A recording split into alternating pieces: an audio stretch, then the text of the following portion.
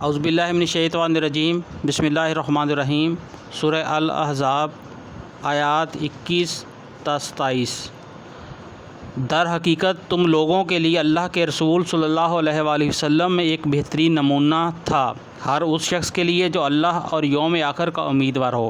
اور کثرت کا حال اس وقت یہ تھا کہ جب انہوں نے حملہ آور لشکروں کو دیکھا تو پکار اٹھے کہ یہ وہی چیز ہے جس کا اللہ اور اس کے رسول صلی اللہ علیہ وآلہ وسلم نے ہم سے وعدہ کیا تھا۔ اللہ اور اس کے رسول کی بات بالکل سچی تھی۔ اس واقعے نے ان کے ایمان اور ان کی سپردگی کو اور زیادہ بڑھا دیا۔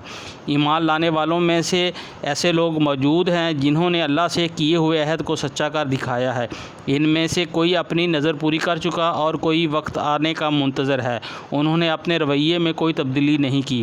یہ سب کچھ اس لیے ہوا تاکہ اللہ سچوں کو ان کی سچائی کے جزا دے اور منافقوں کو چاہے تو سزا دے اور چاہے تو ان کی توبہ قبول کر لے۔ بے شک اللہ غفور و رحیم ہے۔